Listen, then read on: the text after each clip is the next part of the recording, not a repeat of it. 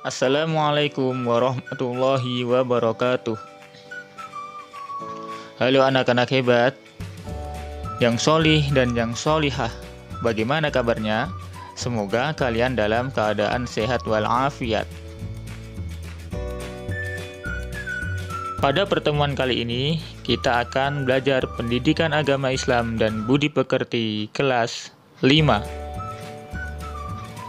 dengan tema Cita-citaku menjadi anak solih, dan subbahasan indahnya saling menghargai. Adapun kompetensi dasar kita kali ini adalah memahami makna saling menghargai sesama manusia.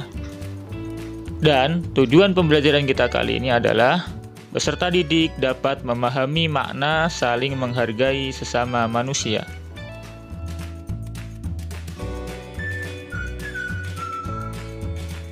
Sebelum kita memulai pelajaran, mari bersama-sama kita terlebih dahulu membaca doa belajar. Bismillahirrahmanirrahim. Rabbi zidni ilman warzuqni fahman waj'alni minas sholihin. Ya Allah, tambahkanlah aku ilmu dan berilah aku pemahaman, dan jadikanlah aku termasuk golongan orang-orang yang solih.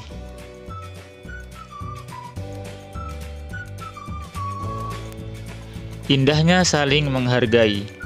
Semua manusia di dunia ini bermula dari Nabi Adam alaihissalam. Kemudian Nabi Adam mempunyai keturunan yang tersebar di penjuru dunia. Termasuk kita ini adalah keturunan dari Nabi Adam alaihissalam. Allah Subhanahu wa ta'ala menciptakan manusia itu berbagai macam bentuk dan warna. Ada yang putih, ada yang hitam, tinggi, rendah, berambut keriting, dan berambut lurus. Semua tidak ada yang serupa. Demikian pula kehidupan manusia. Ada yang kaya dan ada yang miskin. Bangsa Indonesia misalnya, terdiri dari beragam suku, agama, dan adat istiadat. Lalu, bagaimana kita hidup di tengah-tengah keberagaman itu? Tentu saja kita harus saling menghargai. Sikap saling menghargai antara lain sebagai berikut. 1. Menghargai pendirian orang lain. Di dalam agama Islam, terdapat sedikit perbedaan dalam beribadah. Misalnya, dalam ibadah sholat subuh. Ada yang melakukan doa kunut, dan ada yang tidak melakukannya. Semua itu tergantung pada pendirian masing-masing. Pendirian inilah yang harus kita hargai, karena semua ada tuntunannya. Yang terpenting adalah dilaksanakannya sholat subuh sesuai dengan tuntunan Islam yang diyakininya. Mereka yang berkunut dan mereka yang tidak berkunut tetap saja sah sholat subuhnya. Yang kedua, menghargai keyakinan orang lain. Ahmad bertempat tinggal satu lingkungan dengan Stefanius.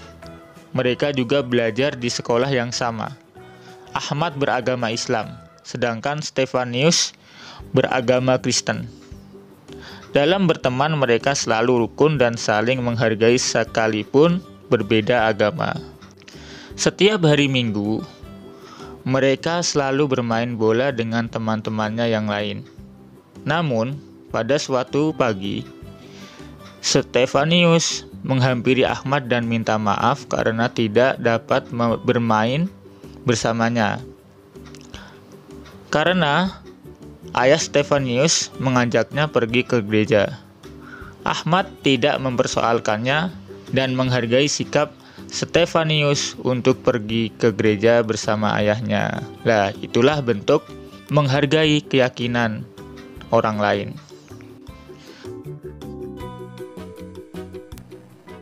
Yang ketiga, menghargai pendapat orang lain.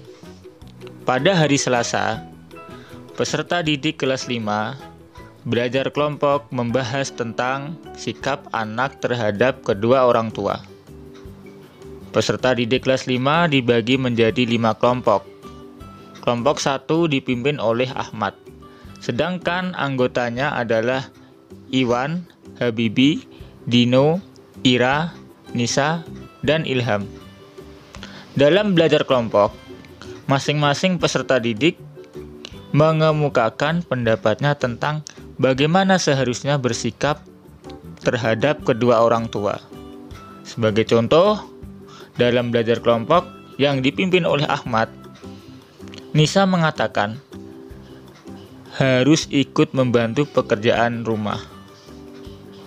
Habibi mengatakan tidak boleh keluar rumah tanpa seizin orang tua. Dan Ilham mengatakan di rumah tugasku hanya belajar saja.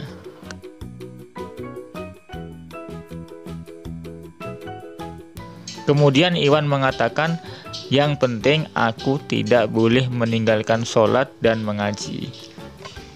Ahmad sebagai pemimpin diskusi cukup bijaksana. Semua pendapat dihargai dan dihimpunnya secara tertulis. Kemudian ia mengajak teman-teman sekelompoknya merangkum berbagai pendapat tersebut.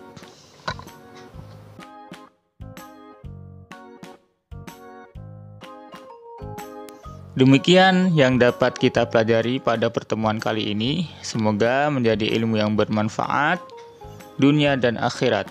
Tetap semangat. Wassalamualaikum warahmatullahi wabarakatuh.